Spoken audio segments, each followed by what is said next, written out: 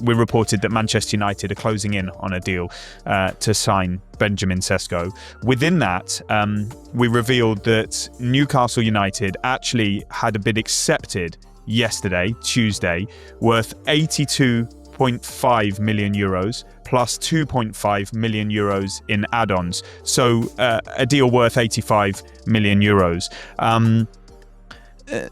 Despite that, this is swinging in Manchester United's direction because it is their belief at Old Trafford and the belief of everybody else involved in the deal now, so Newcastle United, RB Leipzig and various other parties, that the player wants to join Manchester United, that is his choice.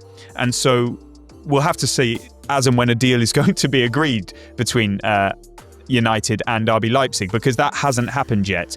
I think there is optimism around it, and this is moving forward towards a conclusion as we speak, but it's not quite there yet. But I think the shift is now pronounced, that Manchester United are in the driving seat to close out a deal with RB Leipzig, and reluctantly, and not for the want of trying, Newcastle United know that the game is pretty much up on this particular player, and they'll have to set their sights elsewhere. Yeah. Let's go, because it looks like Manchester United will be the place for the Slovenian striker.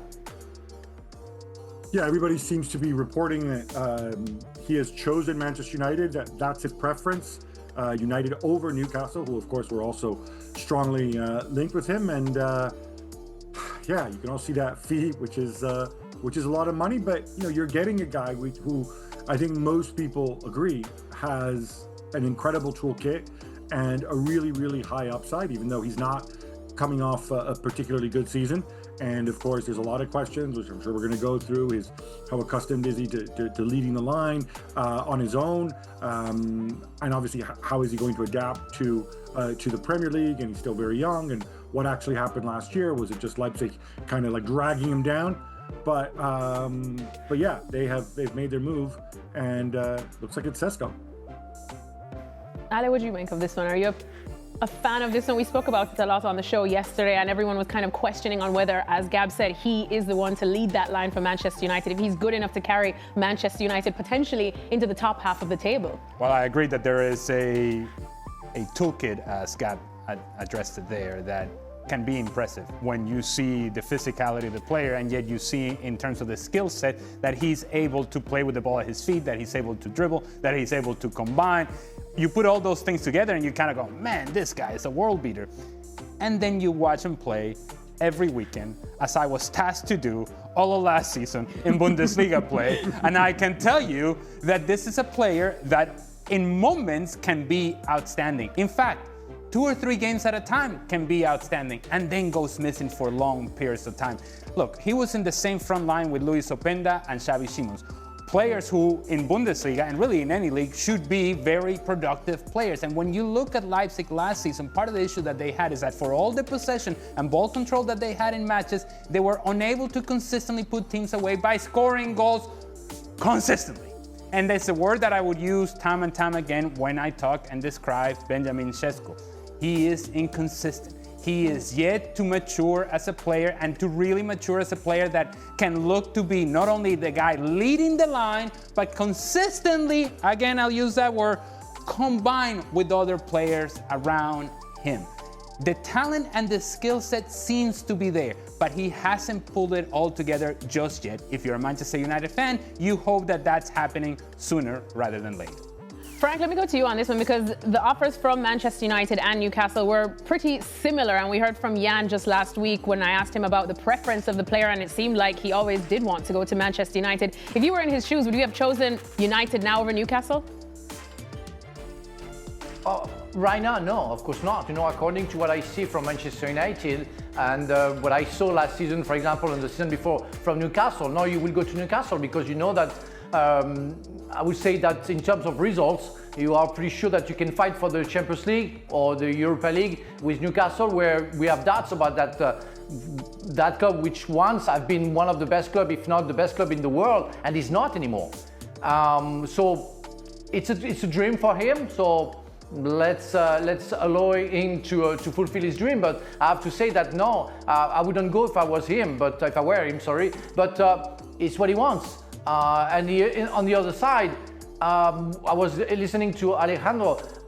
It's hard for Manchester United to catch the top of the top right now because of what I said. Because Manchester United is not the club that it used to be. So you get players who you have doubts, who can be inconsistent, and that's where the level is right now for Manchester United. I'll tell you what, when Frank calls me Alejandro, it shook me up a little bit. Reminds you of your dad? Like you're in trouble? With a French accent as well. I felt it. Did you feel it? I felt it. Serious Frank. Full name, government name. Shaka, well, I guess if we're going to take from what Frank says, it sounds like Šeško's making a big mistake then not choosing your Newcastle. I most certainly would agree. Listen, I'm going to try my best not to show my bias, but to Frank's point, while Manchester United have a history about them, where they are right now is not one that leans into that history. And at 22 years old, Šeško coming to the Premier League, trying to decide between two clubs. One, at the very least, has Champions League for this season. The others are, well, last season's finish was a long way off. You just wonder if that. I thought that would have been a greater motivating factor than a history of 10 or 15 years ago, or whatever it may be. Now, also to that point, while I as a player, and again, I understand it. As a player, you always back yourself.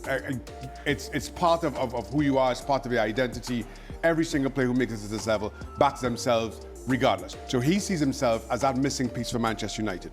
To go in there and make United who they were 10 or 15 years ago, as I referenced. But now, me being on the outside looking in, I question whether that's the right move for him. He's young. I don't think he's the player to lead the line for Manchester United in that way. He's still developing, and kind of given a lot of the dysfunction that you've seen around Manchester United, I question again if it's the best move for him and his development. Gab, you heard from the boys there. Anything you want to add before we push on? Yeah, no, just the flip side is from Newcastle's perspective, and this is what makes me slightly skeptical about the Newcastle side of it, is Alexander Isak is still a Newcastle player for the time being. There's no guarantee that he's going to leave, that he's going to move to Liverpool or whatever. If you're Šeško, I think you're also taking that into account. The possibility that, hey, what happens if Isak ends up sticking around? I know Isak can play on the wing, but are they really going to shift him on the wing to make room for me? So I think that played into it as well. But yeah, beyond that, I agree with you. He's a young player and he needs time to grow. And he will have asked himself, what is the right club for me to grow as a player? Is it United or is it Eddie Howe in Newcastle? All right, well, Newcastle in a little bit of a spot of bother now, considering the fact that Alex Isak seems to be wanting